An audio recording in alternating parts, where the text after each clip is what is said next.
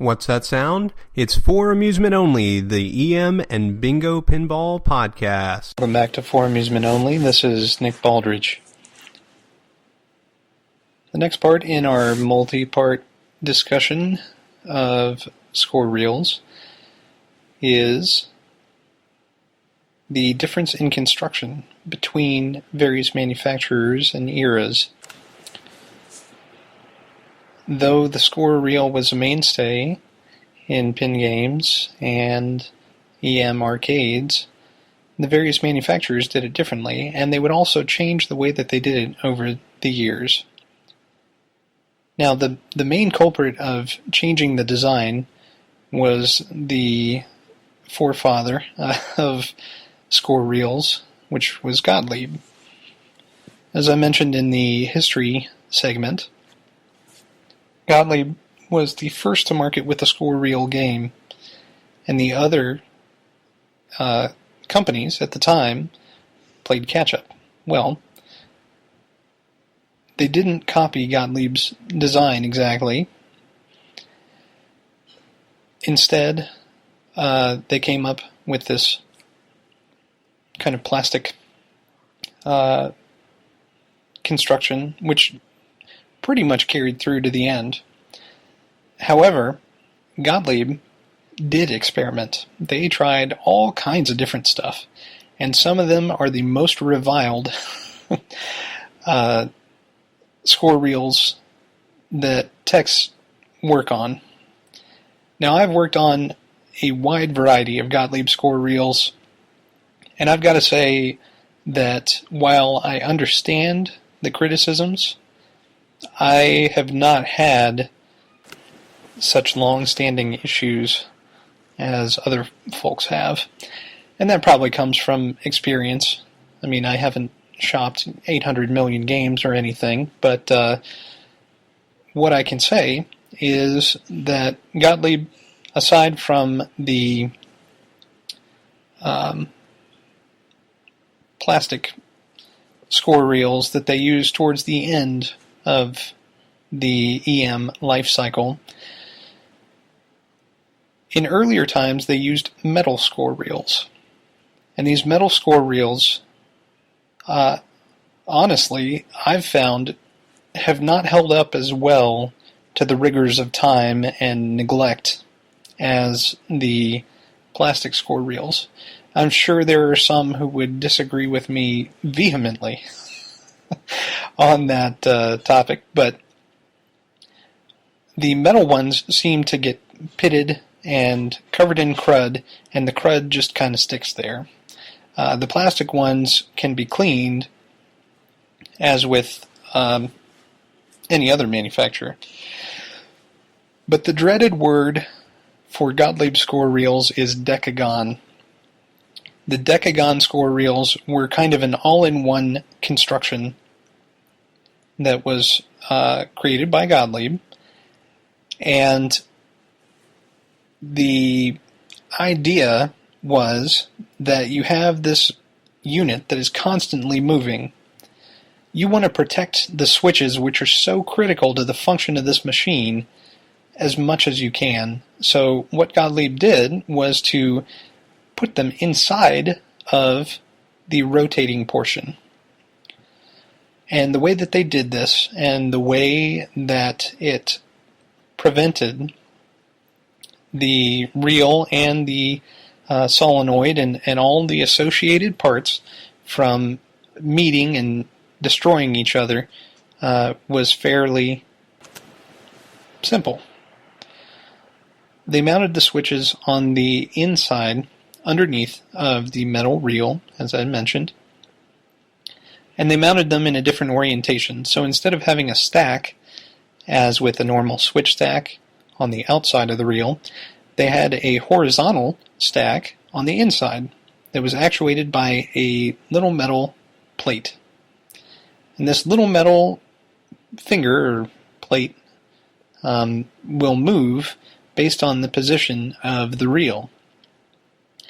It provides exactly the same functionality as the little nylon spacer does in any other manufacturer's reels, but it is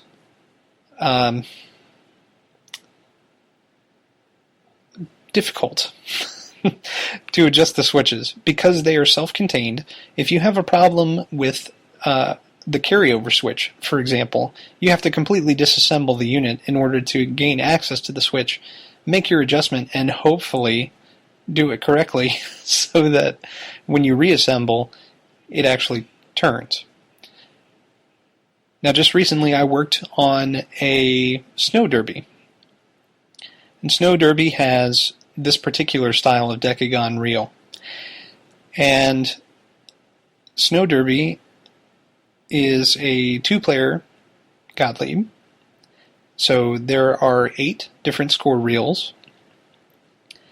And in the process of cleaning and shopping these score reels, a problem developed with turning the thousands score reel on the first player. Just wouldn't do it. The issue is, or was, a fouled switch. And though I had cleaned all the switches when I disassembled because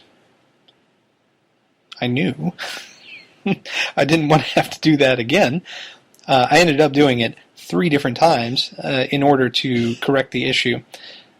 But the issue, again, was fouled switch on the carryover for the hundreds position.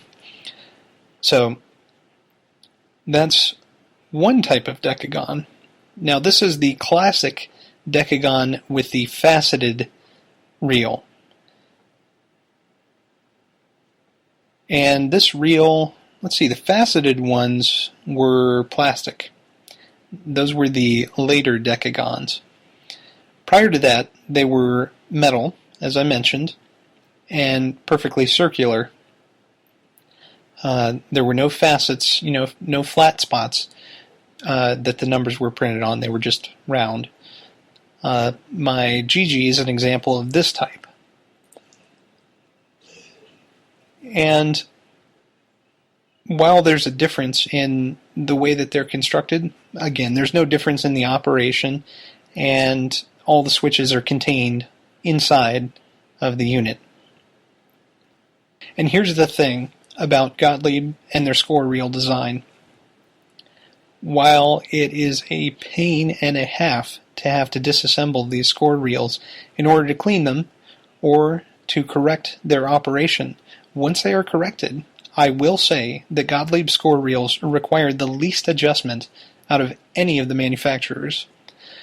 So while the other manufacturers had their utilitarian design, and they're easy to work on, the unfortunate side effect of this is that the exposed switches do collect more dirt than the switches which are contained within the Decagon units. Also, Gottlieb's extra touch of quality extended to these score reels as well. They're mounted on these nice brass plates, which can be removed, and it's just a very attractive unit when you have it in hand compared to the plastic and metal nightmares which are clipped in. They're made by every other manufacturer. So, that is Gottlieb's method, and everybody else. But there is another exception, at least that I've worked on, and there may exist other exceptions, but this is all that I know.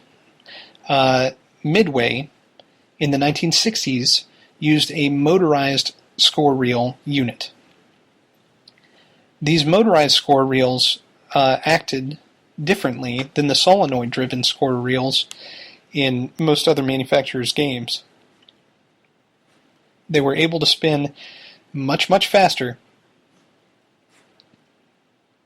and provide rotation without the necessity for a score motor, because the motor's mounted on the score reels. So the way that these motorized score reels would work is that they were clutch-driven, much like in a bingo, how there are many different sets of switches which are clutch-driven. So when the clutch engages, it allows more than one reel to turn. The motor which drives it can spin in either direction. And they are not fantastically easy to work on. The biggest thing to remember about the motorized score reels is that there are switches inside, which I'll get to in my next episode, which keep track of the position of each score reel. You do have to disassemble the reels in order to gain access to this set of switches in order to clean them. They're not exactly switches in the traditional sense, it's more of a PCB, but we'll get there next time. Just hang tight for now. But the way the score reels are attached to the motor is via a nylon coupling. This nylon coupling is fairly easy to break. Remember, it's, over 50 years old at this point for most of their games. And it does not take a lot of pressure from these heavy-duty metal parts to snap this nylon coupling. Now that we live in the fantastic era of 3D printing, it may be possible to replace this nylon coupling fairly simply. But at this point, if you were looking for a new nylon coupling, you'd be 100% out of luck. So, without making your own, you would be left with looking for a parts game that could provide it. Those midway score reels are really interesting to see in operation. They use them in gun games and racing games and pitch and bat games, in auto race, which is really fun, cool pinball style arcade game that had a mechanical back box animation of a car moving around a track, or two cars if you played two-player. But they are more difficult to work on than the standard industrial style, as I say, score reels that Williams and Bally and Every also ran. So that's all for tonight. Thank you again for listening. My name again is Nick Baldridge. You can reach me at foramusementonlypodcast@gmail.com, and you can listen to us on iTunes, Stitcher, Pocket Casts, via RSS, on Facebook, and on our website, which is foramusementonly.libsyn.com. Thanks again for listening, and I'll talk to you next time.